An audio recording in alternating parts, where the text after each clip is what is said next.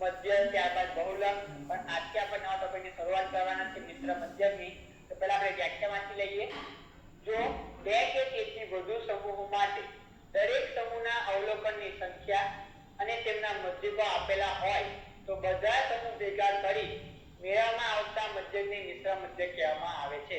તો આપણે અહીં બે માહિતી આપવામાં આવેલી હશે અથવા બે કરતા વધારે માહિતી આપવામાં આવેલી હોય તો જે બે માહિતી આપવામાં આવેલી હશે એમાં તમને અવલોકનની સંખ્યા આપેલી હશે, તમને મધ્યકો આપેલા હશે. હવે આ બંને માહિતી તમે ભેગી કરવાની અને પછી તમે મધ્યક લાવવાનો, એને કહેવાય મિશ્ર મધ્યક. બરાબર છે? તો એનું સૂત્ર લખી દઈએ પહેલા આપણે મિશ્ર મધ્યકનું. તો મિશ્ર મધ્યક બરાબર મિશ્ર મધ્યક જેને x બાર c વડે દર્શાવવામાં આવે છે. એ સંકેત કયો છે? x બાર c. c એટલે કમ્બાઈન, x બાર એટલે મધ્યક, મધ્યક કમ્બાઈન મીન. બરાબર છે? એટલે કે મિશ્ર મધ્યક. તો એનું સૂત્ર છે n1 x બાર 1 વત્તા n2 x બાર 2. બરાબર છે? છેદમાં n1 વત્તા n2, n1 વત્તા n2. આ સૂત્ર ક્યાં મૂકવાનું? જ્યારે બે માહિતી આપેલી હોય તો. તો ત્રણ માહિતી આપેલી હોય બરાબર તો વત્તા n3 વત્તા x બાર 3 છેદમાં આવશે વત્તા n3 વધી જાય.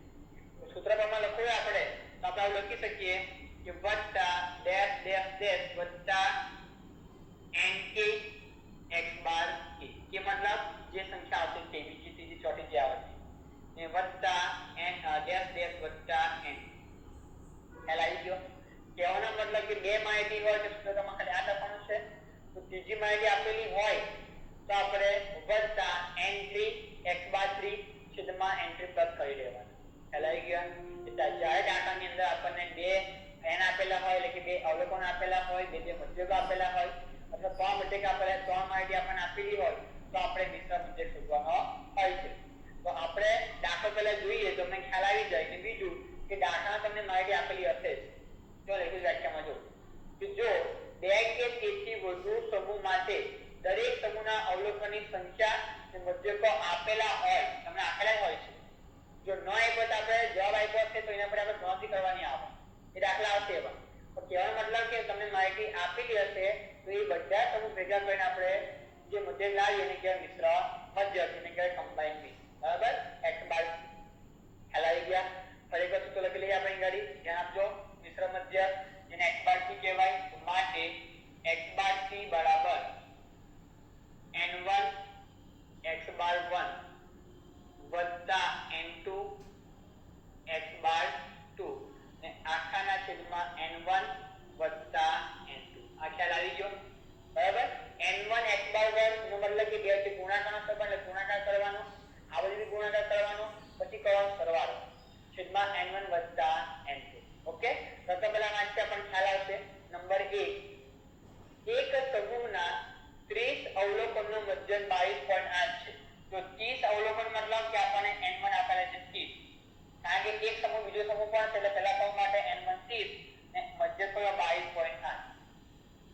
બીજા સમૂહના 20 અવલોકન જો તો આપણે આપ્યું છે અવલોકન એટલે n કહેવાય, આ n2 કહેવાશે ને x બાર કેટલા 18.2 એ મધ્યક છે એટલા.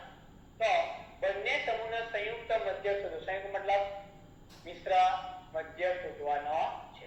તો જે આપણને માહિતી આપેલી છે પહેલા આપણે લખી દેવાનું ગાડી કે આપણને n1 આપેલા છે, n1 બરાબર કેટલા છે? પહેલી માહિતી માટે અવલોકન છે 30. બરાબર છે?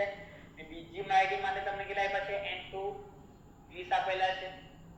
તમે જેવું ફાવે તેવું તમે લખો ચાલે. n1 x બાર 1 22.8, n2 20 x બાર 2 18.2. ઓકે? લખી શકાય આરામથી. બીજો આપણને x બાર 1 પણ આપેલા છે. પહેલી માહિતી માટે x બાર 1 છે 22.8. બીજી માહિતી માટે x બાર 2 એટલે કે બીજો મધ્યક છે 18.2. ઓકે? કમ્પ્લીટ. તો આપણને આટલી માહિતી આપેલી છે ને આપણને કીધું છે સંયુક્ત મધ્યક શોધો. મિશ્ર મધ્યક લાવવાનું છે. સૂત્ર મૂકી દઈએ આપણે તો માટે મિશ્ર મધ્યક અથવા સંયુક્ત મધ્યક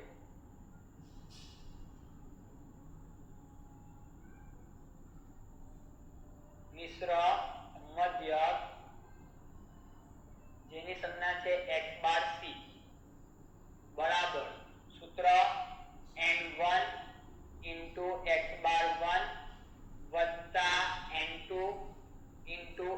બાર 2 આખા છેદમાં n1 વત્તા n2. ખ્યાલ આવ્યો કે ના ખ્યાલ આવ્યો?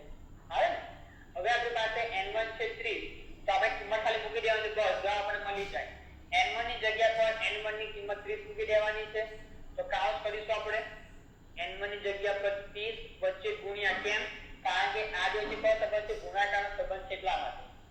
x બાર 1 ની કિંમત 22.8, તો 22.8 વત્તા n2 ની કિંમત છે 20, તો 20 x બાર 2 ની કિંમત 18.2 એટલે 18.2 આખાના છેદમાં n1 વત્તા n2 એટલે 30 વત્તા 20 થઈ ગયું.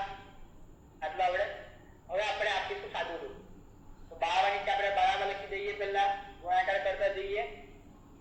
ચાલો 30 ગુણ્યા 22.8, જો હવે તો દ્વિતીય ઉપયોગ કરતા આમાં પણ શીખવાનું. 30 ગુણ્યા 22.8 આપ્યા છે. ડાયરેક્ટ જાઓ m પ્લસ ની અંદર, જવાબ 684 એટલે કે 2 નો ગુણાકાર લખો 684 વત્તા, અત્યારે કશું કરવાની જરૂર નથી, 20 ગુણ્યા 18.2 ડાયરેક્ટ લખો m પ્લસ ની અંદર, તો જવાબ થાય 364. એ છેદમાં સરવાળો થાય 50, 30 કે લાસ્ટ 50. હવે આપણે અંતમાં સરવાળો કરવો હોય તો આ બે રકમ m પ્લસ ની અંદર નાખેલી છે, ઉકેલી છે કહેવાય. તો પછી આવે mrc કરી દેવું, તમને આ સરવાળો મળી જાય 1048. તમારો ટાઈમ બચી જાય, એમ એનો મતલબ ટાઈમ બચી જાય. ઓકે, ભાગ્યા 50 નહીં ખ્યાલ હોય આપણે સિમ્પલ ભાષામાં કરો તે પણ વાંધો નથી. ભાગ્યા કરીએ 50 તો જવાબ થાય 20.96. કેટલા આવે? 20.96. તો આ થઈ ગયો તમારા દાખલાનો આન્સર. આ x બાર થી તમને મળી ગયો મિશ્ર મધ્યક પહેલા દાખલા. જોઈ લો છે કે આમાં ગ્રુપ આપણે કિંમત આપેલી હશે, આપણે ખાલી કિંમત મૂકી દેવાની, બરાબર છે? તો આ દાખલાનો જવાબ જે દાખલા જોઈએ આપણે એના જેવો જ છે. દાખલા પહેલા વાંચી લઈએ આપણે. 20 વિદ્યાર્થીઓનો એક સમૂહના 20 વિદ્યાર્થી મતલબ કે n બરાબર તમને 20 આપેલા છે. એક સમૂહના સરેરાશ ગુણ 52 છે, બરાબર છે? એ 20 વિદ્યાર્થીનો એક સમૂહ છે, એમનો તેમના સરેરાશ ગુણ આપ્યા છે, મધ્યક કહેવાય. સરેરાશ કહેવાય મધ્યક. તો આપણે મધ્યક આપેલો છે. તથા 30 વિદ્યાર્થીઓના બીજા સમૂહ માટે સરેરાશ ગુણ છે 60. ખ્યાલ આવે છે? તો જે 30 વિદ્યાર્થી છે એના સમૂહનો સરેરાશ કયો છે? 60. તો 50 વિદ્યાર્થીઓનો સરેરાશ ગુણ કેટલા? 50 ક્યાંથી આવ્યા? તો બધાનો આઈડિયા આ n1 આ x બાર 1 n2 x બાર 2 50 નું શું કહેવાય? એક કેપિટલ n કહેવાય. એટલે કે n1 n2 નો સરવાળો કેપિટલ n કહેવાય. એટલે કે સ્મોલ n1 વત્તા n2. ખ્યાલ આવે છે? ટૂંકમાં 20 વિદ્યાર્થી આપેલા છે, બાકીના 30 છે, તો 20 ને 30 થાય 50. બસ ખાલી આપણે માહિતી કીધી છે ગાડી કે 50 વિદ્યાર્થીઓના સરેરાશ ગુણ એટલે કે આપણે મિશ્ર મધ્યક લાવવાનો છે. ઈ ખ્યાલ આવ્યો આ વસ્તુ? 30 20 વિદ્યાર્થી આપેલા છે, 30 આપેલા છે, એ બે સમૂહ છે, બે મિશ્ર મધ્યક, બે મધ્યક છે. તો 50 વિદ્યાર્થી મતલબ બે ભેગા થઈ ગયા, તો આપણે એ માટે સરેરાશ ગુણ લાવવાનો છે, એટલે મધ્યક લાવવાનો છે. તો આગળ મધ્યક કહેવાય મિશ્ર મધ્યક કહેવાય. બરાબર છે? યાદ રાખજો. ચાલો તો આપણને જે વસ્તુ આપેલી છે લખી દઈએ આપણે. આપણને આપ્યા છે n1 બરાબર કેટલા આપ્યા છે? 20 વિદ્યાર્થી. ને આપણને x બાર 1 પણ આપેલા છે, એનો સરેરાશ આપી છે, સરેરાશને કહેવાય મધ્યક. તો આ આપ્યા છે કેટલા? 52 ગુણ. પછી બીજી માહિતી માટે n2 ની કિંમત કેટલી છે? 30 વિદ્યાર્થીઓ છે, ને x બાર 2 એટલે બીજી સરેરાશ કેટલા છે? 60 ગુણ. તો 60. તો આપણે 50 માટે સરેરાશ ગુણ લાવવાના છે, એટલે કે આપણે મિશ્ર મધ્યક લાવવાનો છે. સૂત્ર મૂકી દઈએ આપણે. માટે મિશ્ર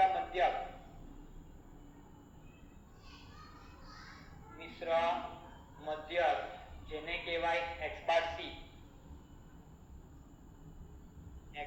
c.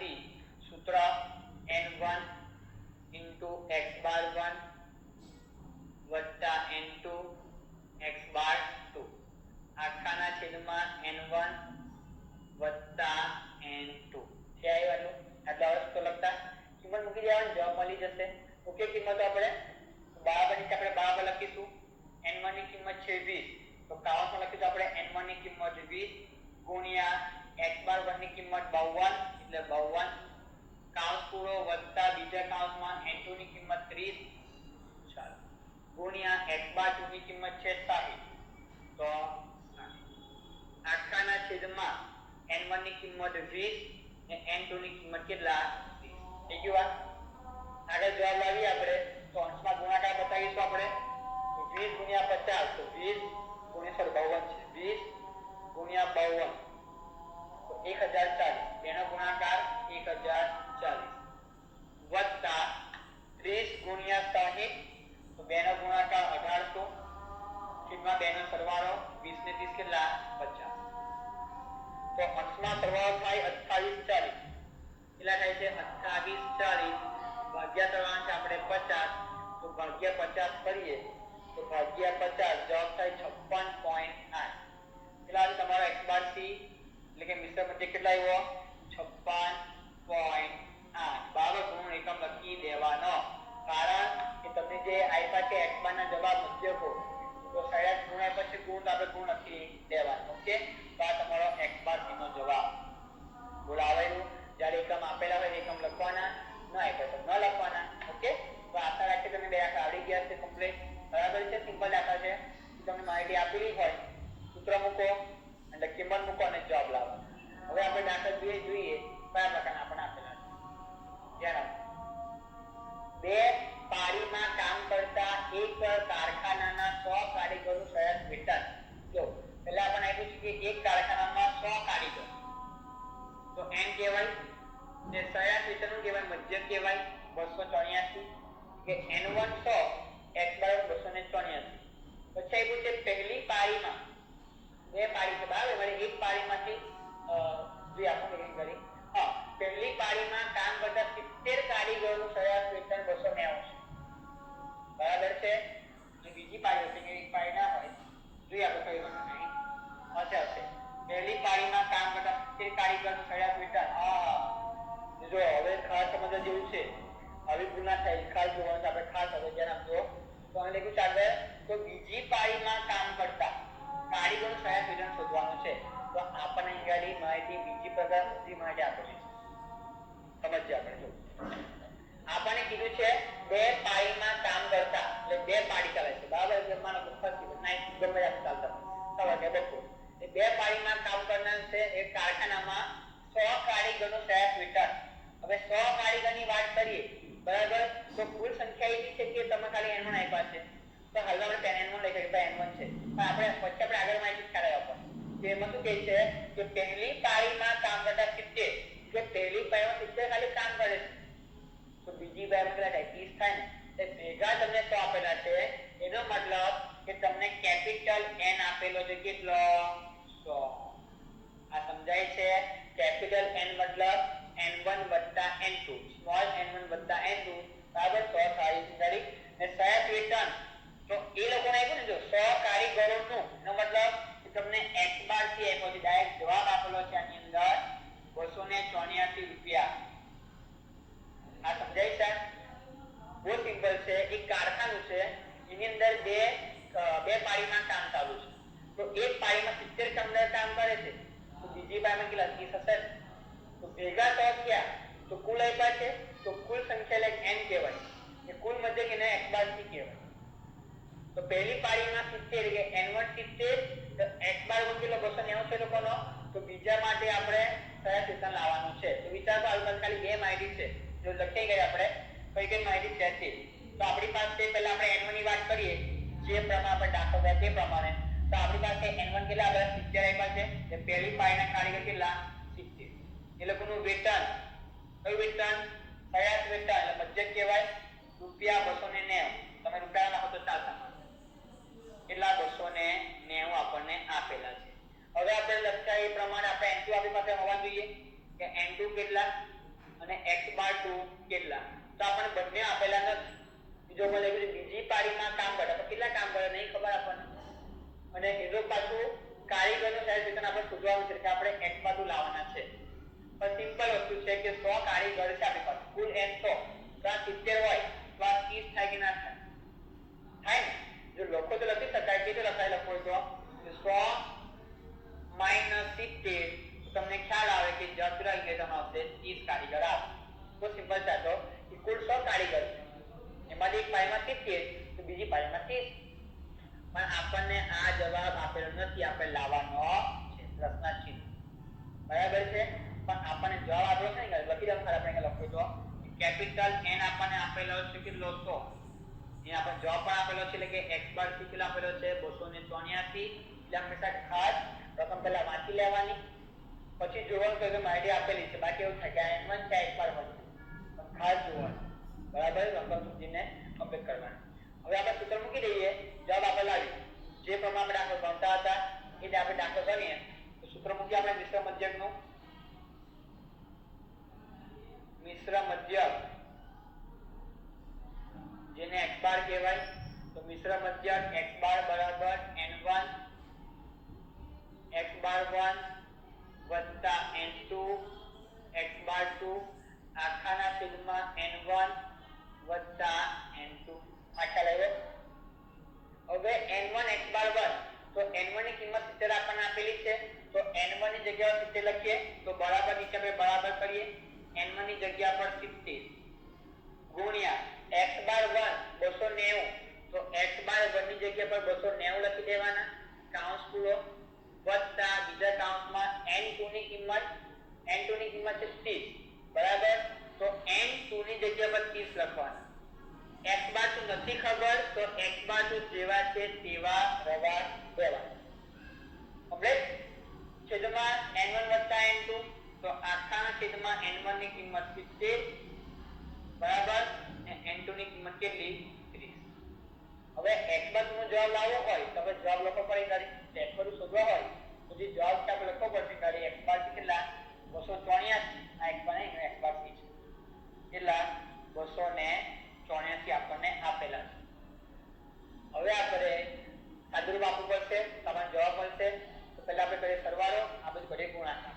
તો 284 પહેલા જેવા છે તેવા 284 બરાબર અંશમાં 70 ગુણ્યા 290, 70 ગુણ્યા 290, તો બેનો ગુણાકાર થાય 20003, 20300 વત્તા આ બેનો ગુણાકાર બતાવો હોય તો 30 x બાર 2 થાય, 30 x બાર 2 ને છેદમાં સરવાળો કેટલો થાય 100. ખ્યાલ આવી ગયો?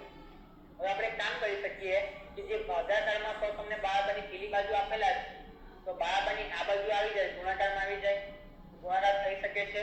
તો ચાલો 284 ગુણ્યા 100, જે ભાગાકારમાં 100 હતા બરાબરની આપણે આ બાજુ લેવા એટલે ગુણાકારમાં આવી ગયા.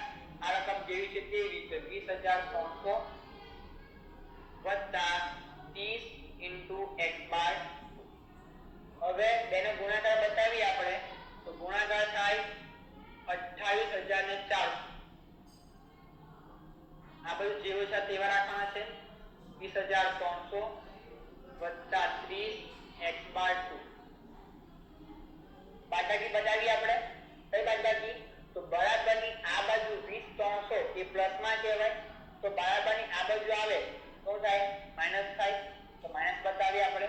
તો આ બાજુ 28400 જેવા છે તેવા, આ પ્લસમાં છે એને આ બાજુ લાવું તો માઈનસ 20300 થાય. આ બાજુ કેટલા બાકી વધે? 30 x બાર 2 બાકી રહે. ઓકે, બાદબાકી કરીએ. 28400 માંથી બાદ 20300, તો 8100, જેની બાદબાકી થાય 8100, 8100, ને આ બાજુ બાકી વધે 30 x બાર 2. હવે જો આપણે x બાર 2 નો જવાબ લાવવો હોય તેની બાજુમાં 30 ને દૂર કરવા પડે, તો 30 કયા સંબંધમાં છે? ગુણાકારમાં કહેવાય. તો બરાબરની આ બાજુ આવે તો ક્યાં આવી જાય? ભાગાકારમાં આવશે ને, કારણ કે ગુણાકારમાં છે, તો આ બાજુ ભાગાકારમાં આવે, તો માટે 8100 અને આપણે આ બાજુ લાવીએ 30 ને, તો ભાગાકારમાં જતા રહે 30, તો આપણને ઘડી x બાર 2 ની કિંમત મળી જાય. લાવી આપણે જવાબ 8100 ભાગ્યા 30, તો 270 મળે. 270 બરાબર x બાર 2 ને x બાર 2 લખવા માટે x બાર 2 બરાબર ₹270 એકમ આપણને આપેલો છે. તો આ તમારા દાખલાનો જવાબ તમને મળી ગયો. તો આવે કે નહીં આવડે? આપણે ગુણાકાર ભાગાકાર કરતા આવતો દાખલા, પણ પ્રથમ હંમેશા શાંતિથી વાંચીને એના જેવી દાખલો છે, જોઈ લઈએ આપણે. બે પાળીનો સેમ પણ દાખલો છે, રકમ ખાલી અલગ છે. બરાબર છે કે બે પાળીમાં કામ કરતા એક કારખાનાના 400 કારીગર, તો તમને કુલ એના પાસે 400 લખી શકીએ આપણે. કે લખો તો કે આપણને કેપિટલ N આપેલા છે 400, કે કુલ આપ્યા છે એટલે બરાબર. ને કારીગરનું સરેરાશ વેતન સરેરાશ એટલે મધ્ય કાયકો છે આપણને, તો આપણને x બાર c આપેલો છે. એટલે x બાર c 284 રૂપિયા. પછી પહેલી પાળીમાં કામ કરતા 100 કારીગર, એટલે પહેલી પાળીમાં 100 કારીગર કામ કરે છે બરાબર, કે n1 બરાબર તમને 100 આપેલા છે. તો પહેલી પાળીમાં કામ કરતા 100 કારીગરનું સરેરાશ વેતન એટલે કે મધ્ય એને કહેવાય x બાર 1, કેટલું આપેલું છે 290 રૂપિયા. તો બીજી પાળીમાં કામ કરતા કારીગરનું સરેરાશ વેતન લાવવાનું છે. બીજી પાળી માટે n2 થાય x બાર 2 થાય. તો બીજી પાળીમાં કેટલા કારીગરો હશે? સિમ્પલ કે પહેલી પાળીમાં 100 છે, કુલ 400 છે, તો બીજી પાળીમાં કેટલા થાય? 300. આ જવાબ આપણે લાવવાનો. તો સેમ જે આપણે દાખલો ગયો એ તમારે દાખલો ગણવાનો છે આપણે. ચાલો સૂત્ર મૂકી દઈએ. તો દાખલો આવડતો હોય તો વિડિયો બંધ કરીને પહેલા દાખલો ગણી નાખો, પહેલા પૂરેપૂરો જવાબ પછી તમે ચેક કરી લેજો. કદાચ જો હોય તો સુધારી લેજો કે આપણે ક્યાં સુધારવું. તો માટે મિશ્ર મધ્ય એને કહેવાય x બાર c બરાબર સૂત્ર n1 x બાર 1 વત્તા x બાર 2 આખાના છેદમાં n1 વત્તા n2.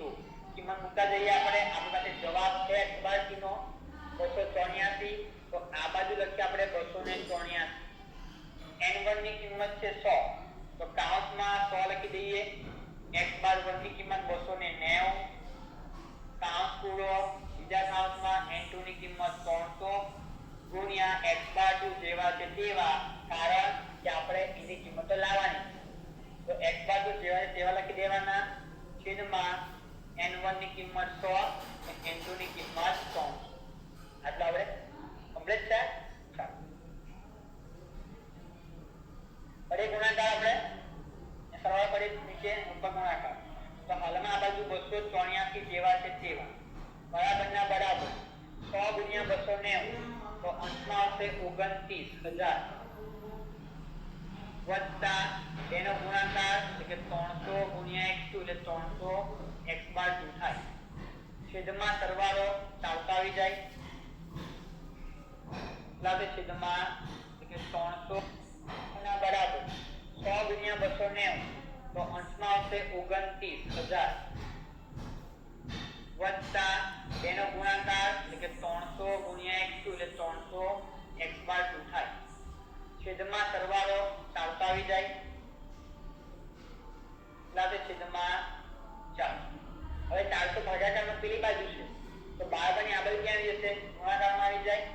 ગુણાકાર બતાવવાનો આપણે 284 ગુણ્યા 400, આ બાજુ જેવા છે તેવા રાખીએ 29000 વત્તા 300 x બાર 2.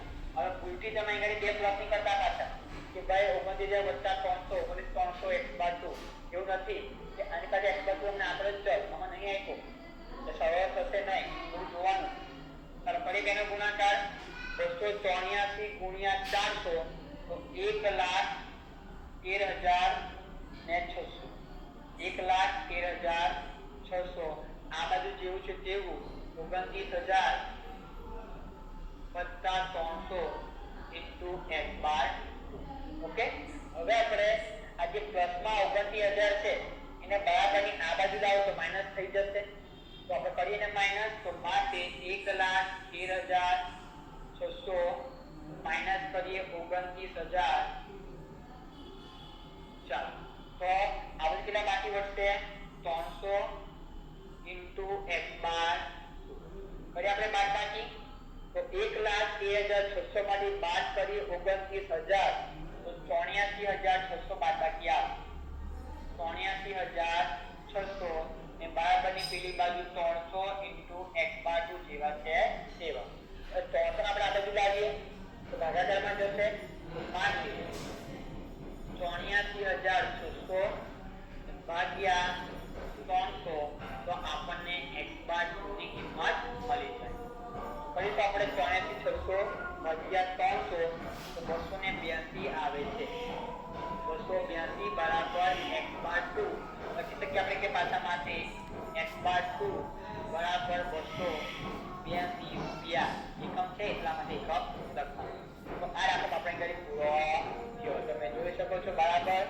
સિમ્પલ દાખલો છે તો આપણે ચેન્જ કરશે પાછળ ગાડી મતલબ ખાલી ચેન્જ છે તો આવા દાખલા બીજા હોય તમે જાતે કરવાનું પ્રેક્ટિસ કરતું રહેવાનું જાતે કરતું રહેવાનું બરાબર છે